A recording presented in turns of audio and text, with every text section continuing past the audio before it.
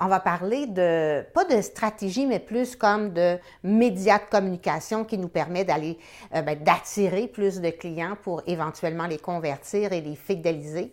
Hein, fidéliser nos clients potentiels pour des clients pour la vie. Alors, on va parler de Publipostage.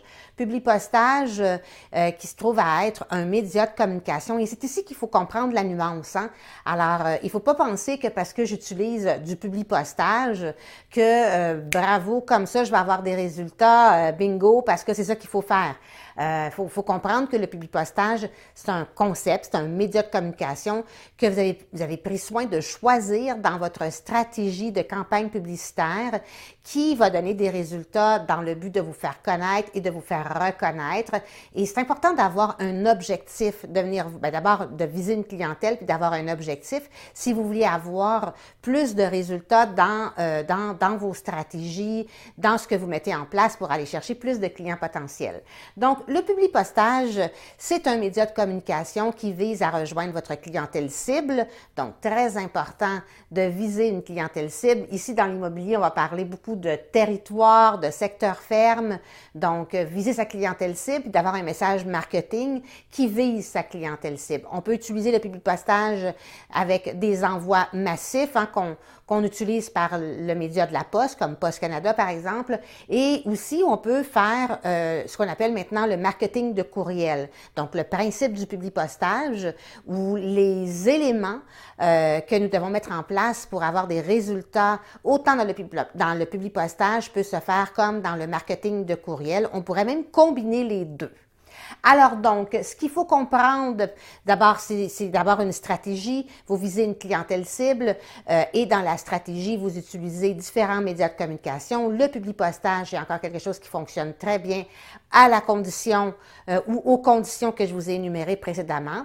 Il y a aussi un monsieur Luc Dupont, un expert en marketing et en publicité, qui a écrit un livre qui s'appelle 1001 trucs publicitaires. D'ailleurs, je pense qu'il est rendu à sa 3e, 4e, 5e édition. Un excellent livre que je vous recommande si vous vous intéressez aux trucs publicitaires qu'il faut mettre en place, donc comprendre juste les grands principes.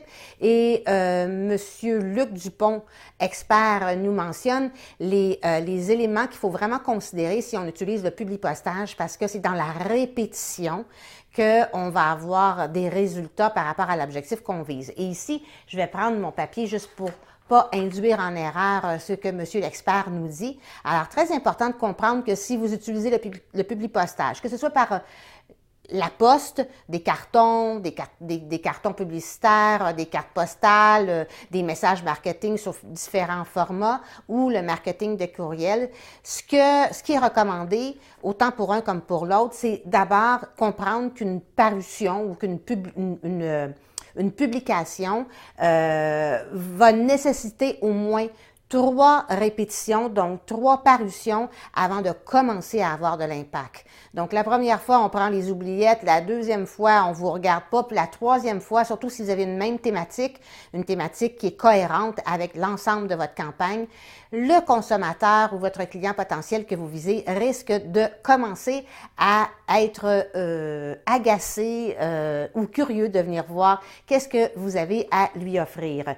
Aussi, en même temps, M. Dupont nous dit qu'un message doit être répété au moins 6 fois pour avoir une certaine efficacité. Donc, on comprend que c'est vraiment dans la répétition et que pour plus d'efficacité, hein, il recommande fortement de choisir 2 ou 3 périodes clés dans l'année. Donc, dans l'immobilier, hein, moi, ça a toujours été à l'automne ou dans l'immobilier, honnêtement, ça a toujours été une bonne période. Mais pour faire des campagnes, il y a, ça peut être à la fin de l'été pour préparer son automne, ça peut être à l'automne pour préparer son printemps.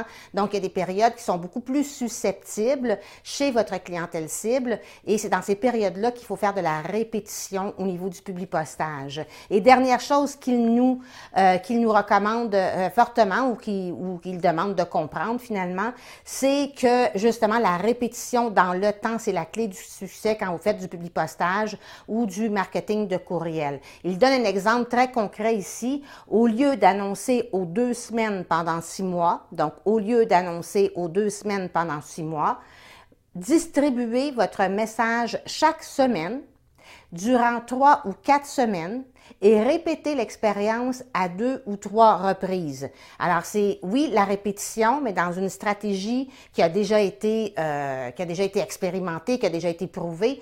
Alors, il faut respecter ces grands principes de marketing ou de façon à attirer la clientèle pour éventuellement les convertir. Et voilà. Alors, dites-moi, est-ce que vous faites des stratégies pour attirer votre clientèle, pour éventuellement les convertir et les transformer en clients potentiels? Parce que ça fait partie des stratégies en prospection et en développement des affaires. Là, je vous en ai nommé quelques-unes. On va faire ça toute la semaine. Vous autres, est-ce que vous avez des astuces que vous avez développées ou est-ce qu'il y a des concepts ou des médias de communication que vous utilisez qui marchent davantage? J'aimerais ça que vous puissiez me le dire. J'aimerais ça que vous puissiez me le partager. J'aimerais vraiment ça vous lire et vous entendre. Des likes, des commentaires, ce serait vraiment apprécié. J'attends de vos nouvelles.